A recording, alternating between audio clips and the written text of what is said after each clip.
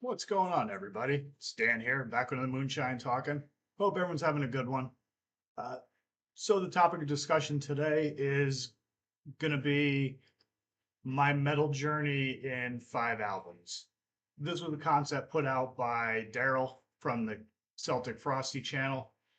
He's the fellow that he just started up his own channel, but he's a regular commenter on the Heavy Metallurgy channel when they do live streams.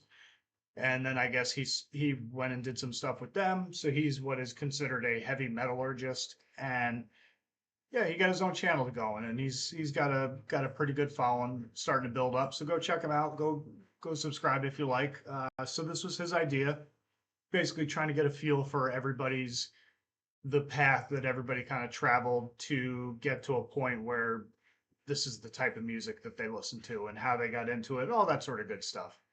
Probably something a lot of us, myself included, should have done as one of our first videos if we were going to talk about metal at all. But some of us are big dummies that have been dropped on our heads once too often, so that didn't really register at the time. But first, before I do that, I wanted to talk about a movie that I watched recently because I thought it'd be a pretty good one to discuss.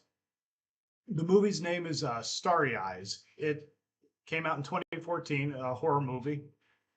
Uh, the cast, I don't know anyone who was in the cast. I didn't know any of the screenwriters or the directors or any of that. So it's an independent film. I think it was a foreign film. It starred a woman named Alex Essoe, and hopefully I pronounced that correctly. She plays Sarah. Sarah is an aspiring actress living in Hollywood, working at a dead end job at a place that it's like it's something taters, Keats Taters or something like that, which is basically it's like a Hooters, Wing House. Take your pick of those types of establishments where it's a little more dignified in some respects than stripping, but it's not quite doing that or OnlyFans or anything like that. But still, using sex appeal to kind of make money while at the same time working in the food service industry. So she's doing that. Uh, Goes out for auditions, but she has like nervous tics, so sometimes she doesn't really. She's apparently it's established she's a good actress, but she just hasn't landed that role that's going to break her. So she gets an audition with this film production company called Estrellas, and they're a company that's been around forever. They've been allegedly falling on hard times, but this might be the movie that breaks them. So she goes and auditions for them, and she doesn't get the role. They pretty much dismiss her outright when she's reading lines. And she goes into the bathroom and she has a fit.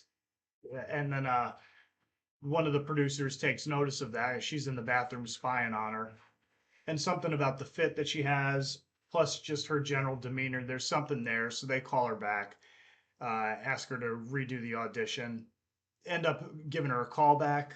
She gets to see the producer, and basically it kind of goes from there. Where it's the concept that's explored in the movie is how far will you let your ambition? How far are you willing to go to satiate your ambition? How what roads you what roads you willing to cross? What like what moral code are you willing to break and that sort of thing, and then it just kind of goes from there. I would say overall it kind of the movie itself has hints of possession. It has hints of Rosemary's Baby. You kind of get a general idea from the poster where a lot of this is going. But it's really well done. Gross out factor is probably at like a I don't know, like a 6 out of 10. Most of the kills are pretty standard kills. There's nothing too extreme other than one.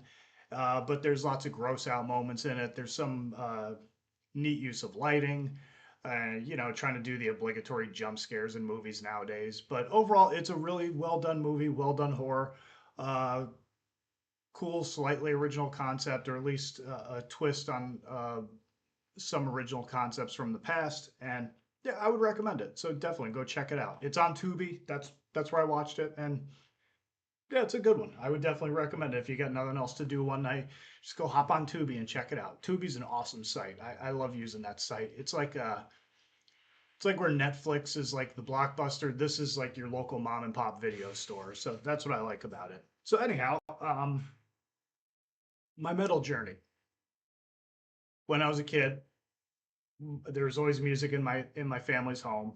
You know, my family loves music, whether it be gold major rock and roll stuff, gospel, hip hop, um, hard rock, early era heavy metal. When I say early era heavy metal, I mean like Scorpions, Van Halen, stuff like that. Lots of 80s stuff. My eldest sister was a child of the 80s, so you got lots of Huey Lewis in the News and lots of that sort of pop stuff. I mean, we've got 7 inches at our house of just some awful drivel that like we got a 7 inch of a Georgia Satellite song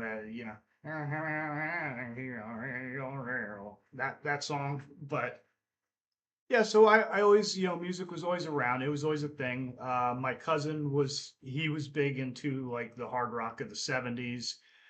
Kiss was a big one, Sabbath, Scorpions, Van Halen, all that sort of stuff. So that's kind of where I originally got into music. That would probably be where I got a taste for hard rock, which would eventually lead into my taste for heavy metal.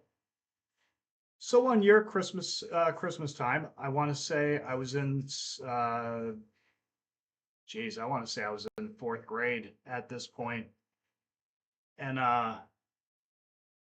for Christmas, I got a cassette tape, and probably leading into like the buffer of between everything else and heavy metal would be uh, my glam metal, and I'm still a huge glam metal hair band guy. I love that stuff. I'm unapologetically into that sort of stuff. I love it. I just enjoy it. Nobody's gonna shame me into not liking it. Um, Call me a poser, call me whatever, but I enjoy it. I know there's plenty of guys who are into underground stuff that love hair metal too. Some of which will admit it, others won't. But either way, whatever's clever. I don't really care. But one of the very first things I ever got was Hysteria by Def Leppard. No, got that on cassette when I was a kid and used to play the hell out of that. And I still love a lot of that to this day. I would say that was probably the last really good album that they had. The one after that, they had Let's Get Rocked and a couple of the other songs on there. That one wasn't so good, but this one still had a lot of really good songs, really strong stuff. Um, I want to say this is the one where Rick Allen, after he lost his arm, and this is the one they did, but don't quote me on that. But I think I might be correct. But a lot of really good songs on there. Rocket, Pour Some Sugar on Me, which I think at this point is a standard in every strip club in America, next to Photograph and Girls, Girls, Girls. I always make the joke that if Photograph is playing somewhere in America, somewhere else in America, there's a girl dancing on a stage for the first time. And then, of course, at the end of every night, every club in America has to play Girls, Girls, Girls. But nonetheless, some really good songs on that. Rocket always stood out to me because it was not only a very good song, but being a wrestling guy, Flying Brian Pillman, who was in WCW at the time, he used to have a music video where they had that playing, and that was like his theme song. So it just always stuck with me, always ingrained in my brain. But moving on, I would say in moving to sixth grade is when I slowly but surely start getting little sprinkles of the stuff that I would eventually get into. I was sitting in Mr. Hayner, our music teacher's class, and he was showing us a video of the Grammys that year. And if anyone, I think that was '89, and if I recall correctly, that was the year of the Jethro Tull incident with Metallica, where Metallica got nominated for Best Metal Performance, and they gave it to Jethro Tull, who is absolutely not metal. But I remember Metallica playing that year live on the show, and I was so stoked for it. It was like, yeah, this is awesome. They're finally playing some killer stuff on TV. And I get to class, and we did like 2 days of this in music class, learning, watching all this stuff with our teacher. And the only thing that he didn't play the entire time was the Metallica performance, which sucked ass, but it is what it is. So I would say next up, one of the next things I got on top of a lot of glam metal and hard rock stuff at the time around Christmas time was "And Justice for All" by Metallica. Just fantastic album. I don't think I need to say anything else about it. It's just a killer album. I know some people are divided on what album was the last good Metallica one, but that one's a solid album. I can't complain one bit about it. Blackened, Harvester of Sorrow, Short of Straw, one the whole thing's killer. Just a fantastic, just a classic metal album. But as time would go on, I would start getting into more. I got a compilation tape that I've shown in the past, and it had a lot of the what's considered the big four of thrash. So that's kind of slowly but surely what I started getting into the Slayers, the Metallica, Anthraxes, Megadeths.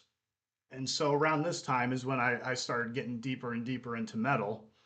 And that would be show the Megadeth Rust in Peace, another classic American thrash album from back when I was a young lad, full of hopes and dreams and ambitions and a healthy spine and neck that didn't have bionic and zombie parts in it. But then one day when I was in school, I was sitting in study hall, and they had a magazine, a Rip there, and one of the articles in Rip that year was a whole big expose on the Florida death metal scene, and they did interviews with Cannibal Corpse and Death and Morbid Angel. They talked about Deicide and just all of those killer influential bands from the 90s American death metal scene from Florida, and that's what they focused on. You saw pictures of Trey Azagthoth with blood trickling down his arm because he had just bit into his arm and broke the skin and all that sort of thing. So that really intrigued me. I started getting into all that stuff, but at the same time, between MTV and Headbangers Ball, and just learning a little bit more about death metal, I also got into the Swedish death metal scene from that time, from that era. And one of my favorite bands was Entombed. And one of the first ones that I got from them, besides the Stranger Eons EP, was Clandestine. And I love this album. And just Evil In is one of my favorite songs. Living Dead, Sinners Bleed, Through the Colonnades, just a fantastic album. I've played the hell out of this thing over the years. It just one of my favorites.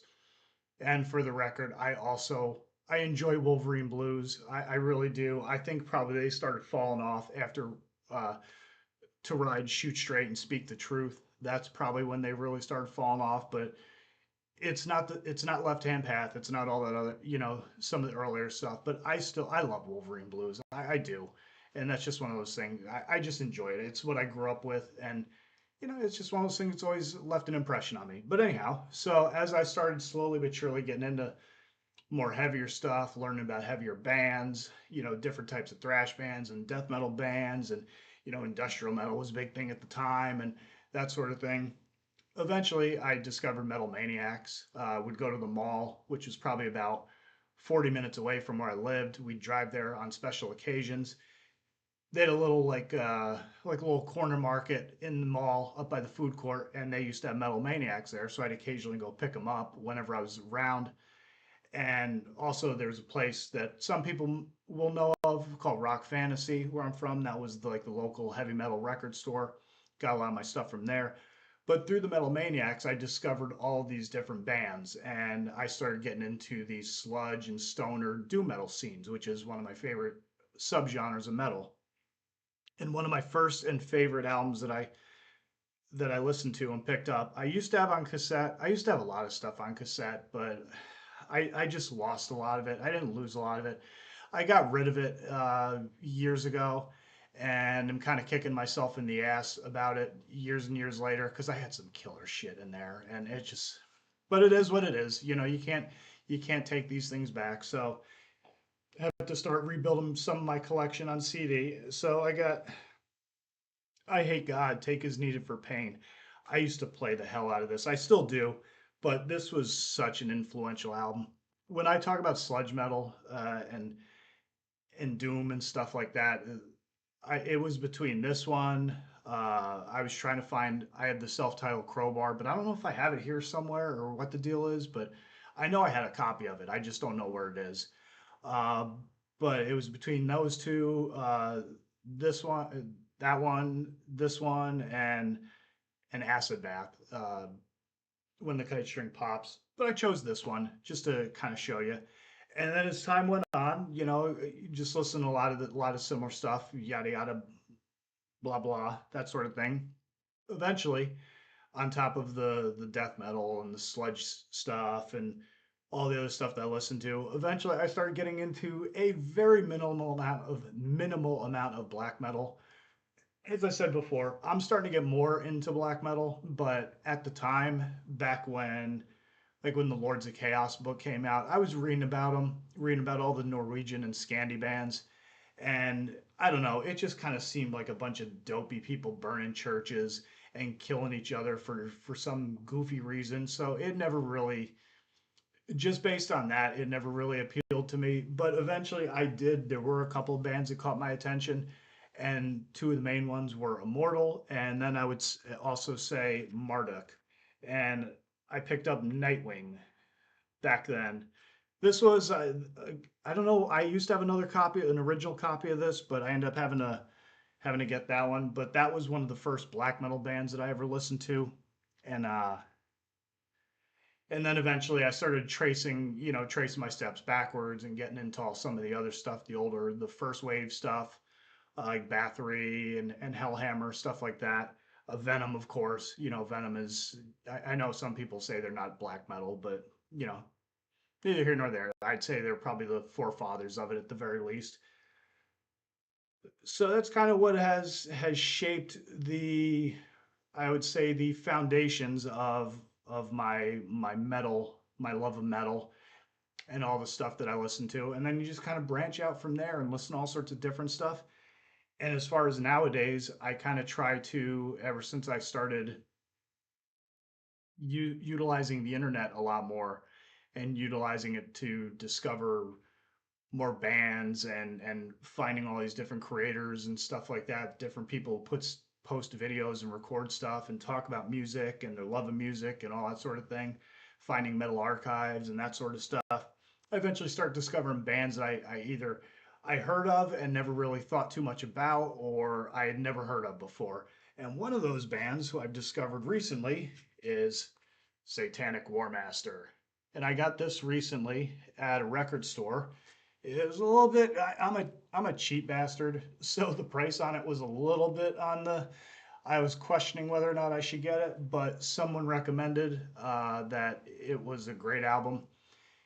Again, said it was a little pricier than what they had paid for it a couple years ago, but said that was pretty much the going rate on it. So I picked it up and I love it, and it's pretty much it exemplifies a lot of what I do nowadays. I just try and find new bands and try to discover stuff that maybe I'd missed out on in the past. I remember seeing a comment one time in I think one of Justin Horville's videos where somebody said someone was talking about how much money they spend on CDs and music and all that sort of stuff, and somebody said that either people are nowadays uh, if you're spending a lot of money on music, you're either a mark or you're someone who's just catching up on lost time. I wouldn't say I'm a mark. Like to me, uh, when you call someone a mark, from coming from the wrestling world, that has a very specific meaning. So unless you're in the wrestling business, I don't really care for people who use that term because they don't really understand what they're talking about. But it's an old carny term, which means that you're susceptible to the con, which wrestling back in the day, of course, people weren't quite sure if it was on the level or not. So it was a carny business. So that's kind of where the term originated for as far as wrestling goes. But nowadays it's a more all-encompassing term of somebody who just pretty much, when you call someone a mark, they'll buy anything. But I'm not really quite one of those people. But I would definitely say with a lot of things I am trying to catch up, play a little bit of catch up with certain bands and subgenres and stuff like that. So, guilty as charged. What am I going to say? But, I always say that there's much, much worse things you could be doing with your time and your money. And as long as you're paying your bills and you're taking care of your business, then, have fun, but try and save money too. Like I said, I'm a cheap bastard. So I try to save too. You got to do that. You got to save for a rainy day in case shit happens. And sometimes shit certainly happens. But anyhow, that is my metal journey. I want to thank Daryl from the Celtic Frosty channel. Go check him out. Go subscribe if you like his stuff. He only has a few vids posted there, and I appreciate him coming up with this idea. Very cool concept. A couple other people who post stuff on YouTube. I know they're going to do one. I think Scott from No Solution plans on doing one in the future. So that'd be interesting to hear his take on stuff. And yeah, uh, that's that. So as always, this is Dan from Moonshine talking, saying to everybody, stay sick, stay heavy, stay brutal. Always tuck your chin up on impact. Don't forget to breathe. Everybody have a good one. I will catch you on the next video and take it easy. Later.